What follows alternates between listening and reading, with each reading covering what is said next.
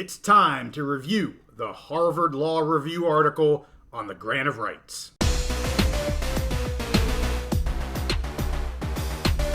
Conference realignment is always in the news, so we're back on the big mountain to keep you updated.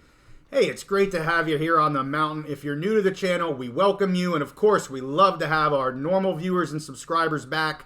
I am JY. This is my good friend Steve. It's great to have you here. We're entering our 6th month being on, being a channel, being a podcast, and man, we have gotten some great support, some awesome comments. And this episode comes out of comments. Yeah. So we've been on the ACC and FSU lawsuits here ever since it kind of began, and they started filing these. We've done, 6 or 7 episodes now. And one of the comments that we had from 2 different people asked us to look at and review this article. It was from several years ago. I think it was published in 2017, but it was published in the Harvard Law Review. And it was written by Mark Wilhelm. And he did a deep dive into this sucker. I think it was about a 60-page article. I read through this. It's heavy. It's heavy, and this is going to be a heavy episode. It's going to be so heavy, we're actually going to do 2 episodes. We're going to split this in half. One, so that I can get a breath of fresh air, and Steve, doesn't lose track of where we're at. But we're going to break this into 2 episodes. But again, the article from Mark Wilhelm. He practices law in Pennsylvania at Pepper Hamilton, at least at the time of this writing. And he examines what a grant of rights is and challenges both the legal and practical effectiveness of a grant of rights. Now, I'm going to stop there real quick and just say I'm going to go over the article. I'm going to throw in some more analysis in terms of where we're at with the ACC and Florida State lawsuits, because you see how some of what he put in here is playing out right now in these lawsuits. Really, really interesting stuff.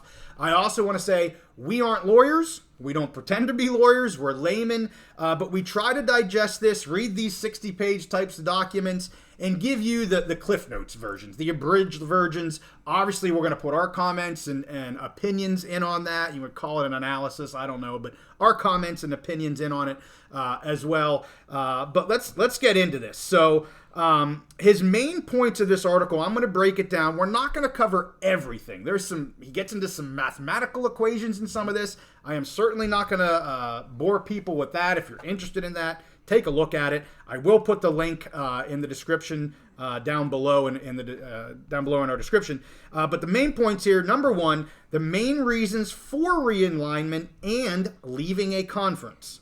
Kind of an introductory paragraph, if you will, but he really has to. You got to set the stage on this to understand where he's coming from in terms of considerations for challenges to the grant of rights. So we're going to start with the main reasons for realignment and why schools want to leave a conference. We'll get into some current solutions for a realignment, which is the grant of rights. That was the solution here for a little while. And then we're going to get into the possible challenges to the grant of rights. The 4th piece was considerations for future grant of rights, so he gives some ideas. We're not going to get into that. That gets kind of out of where I want to focus us. And the 3rd one was alternatives to realignment, again, taking an even bigger step away from where we are right now. But I know that's something that Steve wants to look at here in the near future in terms of kind of what do things look like in 2030. So we're going to do a preview episode on that. Do you want to mention anything right now, what you're thinking? Look for our series on college football 2030, just kind of our predictions for what the landscape of college football is going to look like in 2030. Yep, we'll give you where we think things are headed here in the next 7-ish, 8, 6. Holy crap, it's 2024. Yeah, 6 years. 6 years or so. Before we get started in diving into this, and this is going to get deep, I'm going to try to talk somewhat slow. As people know that have seen us, I get a little tongue-tied sometimes. I'm surprised I haven't had a comment yet. JY, slow down. I'm going to try to slow down, make sure I make a lot of sense of this. But I want to start with a quote that he had in this. It was kind of in the middle of the document. I pulled it to the front because I think it's really telling of where things are. It says, with any sports topic, everyone who is a sports fan has an opinion. Mm-hmm. And that opinion is not required to be rational or supported in the least by salient facts. Yeah. He's trying to obviously give the facts. I think he's been to War Chant. I mean, Love yes, you guys. yes, yeah, absolutely, we love them. Yeah. But again, just want to thank our subscribers. I want to thank our commenters. We have had some great commenters, and we're doing this because of that. We do ask that you be respectful. I know get a couple guys getting a little excited, a lot of emotion here. I get that. We can have very open and honest disagreements. Just respect each other. I don't want to have to start deleting comments. Nobody wants to do that. I like freedom of speech. Yeah. Just be nice to each other, for Pete's sake. So let's get into realignment and exit fees. He points out that conferences have an interest in maintaining stability for all members. However, individual schools do not always share that interest. Obviously, these can be divergent views which lead to conflict. That's how he starts this out. That's where we are, Steve. That's where we are. We can clearly see that now with realignment, some schools feel they're being used to get, and they want to get closer to what they feel their market value is as a university. Define that as you wish, but they feel like they're being used by the other members because they're worth more, and they think they should be paid more at this given time. Traditionally, exit fees were a way to control or even block schools from leaving a conference. Recently, while schools are still paying these fees, they are using litigation to decrease these fees. We have seen that. We've talked about Maryland in the past, right? I think that's a prime example. Courts have been hesitant to allow excessive fees, partially because these institutions must pay for exit fees from their general budget. Certainly, when you're talking a public entity, a public institution, taxpayer dollars. Not all of these are, but they're very aware what that means. So let's get into, he lays out 4 main reasons for a school to leave a conference. I will say, I'm going to go through these, and I'm going to disagree with him a little bit on this. And again, maybe 5 years, almost 6 years now, into the future, he may have a different of opinion on his list, but I'll lay them out. Then I want to have a little bit of back and forth on you with what he has to say here. So 4 main motivating factors behind leaving a conference: money, on-field performance, university exposure, and a strategy to get into the college football playoff.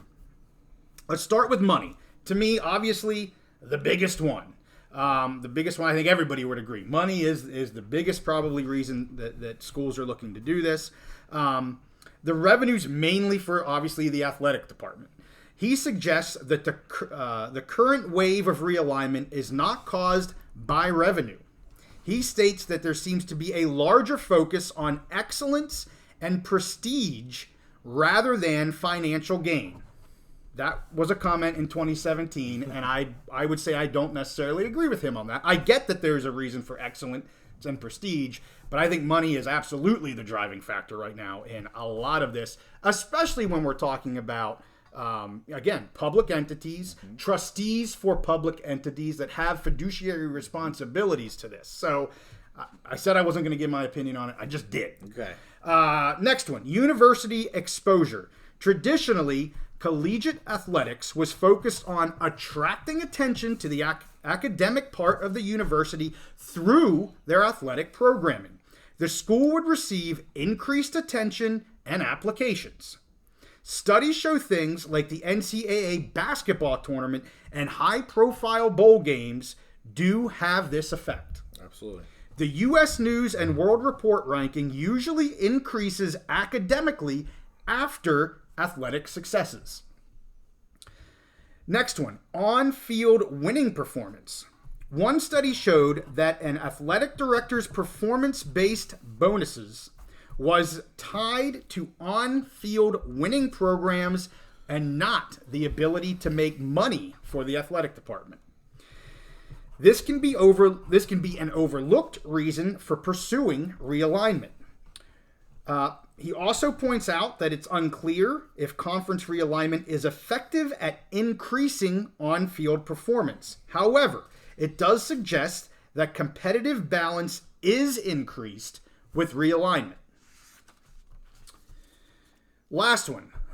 The college football playoffs, the national championship. Obviously, that has changed now dramatically going into next year from where he was at in 2017. He gets into a lot of information here. He writes up this new theory. I talk about mathematics. He has this mathematical equation that he talks about. I'm not getting into that at all. But basically, in a nutshell, in one sentence, he states the ultimate goal of any college football program is to win a national championship. So I'll stop there and just say, I disagree with that. I mean, that's not the goal of every college football program. It may be to develop players. It may be to win a conference championship. It may be to bring in, like he said before, to have a solid program to bring in students for athletics, but also make out academically. So I kind of disagree with him on that. Yes, for the Power 2, for what was the Power 5, most of those schools, absolutely. But there's a lot more college football teams out there than just those. And again, I'm going to go back and say, he gave 4 here. He gave money, on-field performance, university exposure, and the CFP issue. And quite frankly, they're all about money. Mm-hmm. Like, attracting students to your university is so that they pay tuition to go to your university. So I get what he's doing here, and I appreciate him bringing up other things, because we do always focus on the money. Most everybody focuses on the money. Money makes the world go round. Right. And so I appreciate these other factors, but when you read the article, he puts a lot more weight into the other factors and away from the money, and I say, wow, I just struggled with this a little bit, because all of these things are revolving around the money of them. So I don't know if you have any comments on that. Yeah. If you want me to keep going. Okay. Yeah, I've got some comments. Okay. So first of all, you mentioned, I think it was towards the beginning, of reasons why realignment happens or schools would want to leave. Yeah. Feeling used. That jumped out at me. We've seen in the last year or so, both Clemson and Florida State, their trustees and important people within the university have spoken publicly about the fact that they feel those two schools, Clemson and Florida State, have a much higher media value, but they're getting an equal revenue share. So they feel like they have more value than all the other schools in the conference, right, but they're getting an equal revenue share. Yep. So that basically is hampering them. The other conferences are dragging them like an anchor, basically. Mm-hmm. So they've both schools have talked about that publicly. Yep. So those 4 items, I agree with your points as far as, this was back in 2017. Right. He's trying to kind of predict the future. Yes. Some of them he hit on the head. Some of them he's kind of off. Okay. Yes, and right. I agree with the points you made. But I will say, so if I just look at those 4 from the perspective of Florida State, because that's where we're going with this. Right. All right. So money. Absolutely hit the nail on the head with the perspective of Florida State. They're making less money in the ACC than they would in the SEC or the Big Ten. Simple, case closed, boom. Yep. Exposure, university exposure. This one's a little trickier than money, but I would say yes. I think again he hit this nail on the head, because there is prestige now about being in the Big Ten or the SEC. Yep. There is just less prestige now here in 2024 than there was in 2017 or 2007 or 1997 of being in the ACC or being in these other conferences outside of the Big Ten and the SEC. So those are the schools people are talking about. They're the ones that are in the playoff. The schools in those conferences they're on the radar. They are the premier conferences, the premier teams that are getting all the exposure. So I think it's a great point by him. And I've seen, Alabama is a great case study. Yes. The success that they had on the field, and in the SEC, created huge exposure for the school. Their enrollments went up, their admissions, the applications went up, which helped their admissions and their enrollments, and just flooded money into the university. The university has used that money to build new libraries, new classrooms, new laboratories. It's just that exposure has helped them, and I think he hit the nail on the head with Florida State. Sure. Now, on field, so actually, I'm going to skip that one for now. I'm going to come back to that one. College football playoff, I agree. There's some schools that aren't trying to win a national championship. Right. Wake Forest and Virginia are not trying to win a national championship. At least right now they're not. Yeah. Probably not Northwestern over the last few years, or Rutgers, although maybe Northwestern going forward, we'll see. Yeah. But there are absolutely schools that are not trying to win a national championship. However, I do think we definitely in this college football playoff era, the ultimate goal, beyond what those other goals, that we talked about, the ultimate goal for most of these programs is to try and compete for a spot in the college football playoff. We saw TCU sneak in a couple years back. Yep. Washington got in this year. So some schools that were outside of that, main core of schools. The college football playoff is huge. And what did we see happen this year? Florida State goes undefeated in the ACC. The so-called Power 5 university, as I think maybe the lawyer for somebody said that. That was a thing about their so-called Power 5 undefeated champion. That's the first time we've ever seen that in the college football playoff era. And so Florida State, rightly or wrongly, I think probably rightly, believes that the reason they didn't make the college football playoff is because they're in the ACC. I can't imagine a scenario where an undefeated SEC champion or an undefeated Big Ten champion wouldn't have been in the playoff. Let's say Michigan, if J.J. McCarthy was hurt, I think Michigan still, no doubt in my mind, they still would have been in the college football playoff. Alabama, if their quarterback was hurt and they went undefeated, Georgia, those programs, Ohio State, they would just get the benefit of the doubt. So I think that there's definitely an argument to be made that being in the ACC hurts their chance of getting in the college football playoff, which relates to everything else. So that leaves me to my third one, the on-field success. Yeah, I think that's a maybe. Clemson and Florida State have shown that overall, this last year was kind of different, but they've shown overall that if you can do well in the ACC, you can still recruit good players, you can still be very successful on the field. So I think that one's just kind of a maybe, but I give them 3 out of 4 when I just look at it in the perspective of Florida State and don't take all of his words at face value about some of that. Yeah, and I guess I'll be maybe a little hard on him with the on-field performance because he did say that it's unclear if conference realignment is effective at increasing on-field performance. So he did he wasn't saying it was or it wasn't. It's one of the cogs in his stool. Yes. But I'm not sure he was quite as sure in that one as he was in maybe the other two. Okay. I was the one that kept saying money, money. Yeah. Right. And I'm a money guy. That's what I do. So well, I think with money you have to there's direct and indirect. Right. There's direct revenues. Yes. And then there's other ways, other means of success that bring in more revenue because money makes the world. Well, and I appreciate your comments because I was looking at the other 3 outside of money in the indirect ways at bringing in money. Yes. And you were looking at more of the direct reasons why they impact. Yeah. So I appreciate you opening my mind with that, Steve. So, remember these 4, and we got one more thing to get to, but remember these 4 when we get into the next episode on the enforceability of the grant of rights, because you're going to hear about some of these again. So the last thing we want to talk about in this episode is kind of the current use of the grant of rights. Again, this was back in 2017, but very, very similar to why they're using, the reasons for using a grant of rights right now. He states, the main solution to realignment currently is a grant of rights. He reviewed the grant of rights for the Pac-12, the ACC, and the Big 12, and we're going to focus here on the ACCs. There is some differences between them.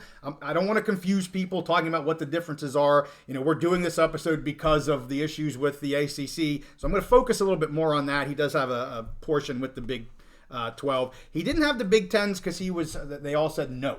Yeah. And they used the trade secret reasoning why they said no. But anyway, we got the one we wanted. That was the ACC. So the 2013 grant of rights, the ACC's contract referenced the broadcast agreement with ESPN. And it did say ESPN in the agreement. I saw one of our commenters actually state, it's in there 8 times. The ESPN. It's not just media rights or media rights partner or broadcast partner or anything like that. It literally says ESPN. As a condition of that agreement, the ACC members had to execute a grant of television rights to the conference. Again, I want to be clear. We talked about this a little bit last time. We had a commenter, same commenter, talk about it here. And they're 2 separate contracts. Yes. What came first, the chicken or the egg? Yeah. Well, the ESPN agreement had to come first because the ACC members had to know what they were giving their rights to. You got to see, okay, it's ESPN. It's not, well, we don't know yet. Just give us your rights and trust us. No. They had the ESPN agreement, and the grant of rights talks about the ESPN agreement. So they knew what they were giving the rights to and what all of that meant. So he talks again about money. Two main assumptions here. First one, schools must place a high value on athletics as the grant of right makes it very costly to change conferences. That's the reason we're talking about this. Number two, the effectiveness of the grant of rights depends on the TV rights continuing their high value. If they were to decline, the grant of rights carries less weight.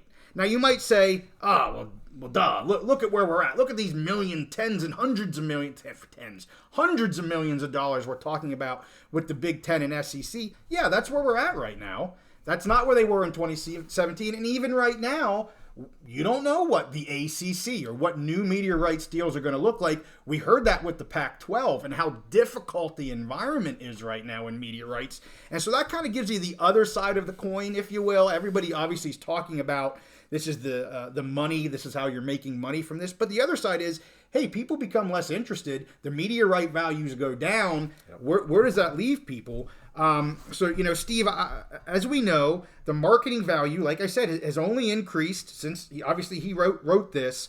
But with that up and down in the market, the economy, ESPN, I know people like to crap on ESPN right now. I get it. They're the bad guy. Well, they're one of the bad guys. Especially if you don't like Disney. Especially if you don't like Disney. You want to crap all over them. And I get that. And you're going to hear more about that when we get to episode 2 and in terms of ways, what's enforceable and maybe ways around that.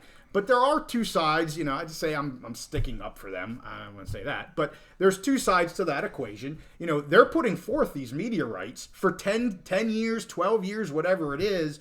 They're certainly hoping it's going to be worth that value or increasing in value, and then they got a good deal, which is what we're seeing. But if it decreases, they're out cash. They're out money. Now they're paying for something that doesn't have near the value that they had. Okay, I'll take my ESPN goggles back off. How do you feel about that, Steve?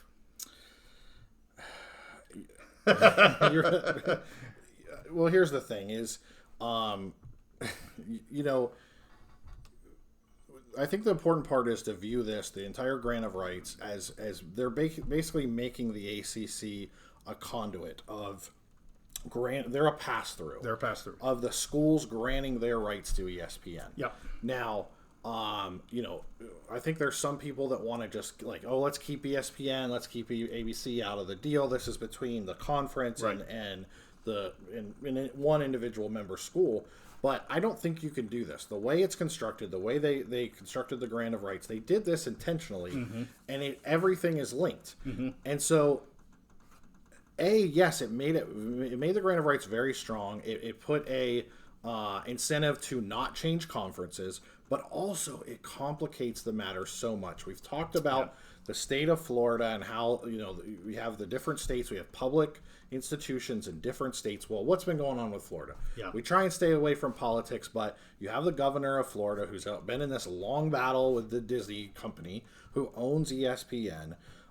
So it's just, there's so many other entanglements in this. I don't know if he really, if this lawyer back in 2017 could even foresee the entanglements of the Disney company with Florida, with the politicians there, and with the laws that were changed. So I'll just say, I think a good way to think about this, and I think he was kind of on track, but a lot of things have changed and made it more complicated. It started as a simple way, kind of a box, a Chinese finger trap to keep them in, and you got the schools at one end, you got ESPN at the other end, and the conferences in the middle, and it was a Chinese finger trap. Yep. Well, the problem now is that I think they're going to run into is what else is on that other end with ESPN and with Disney, and we'll see how that works out.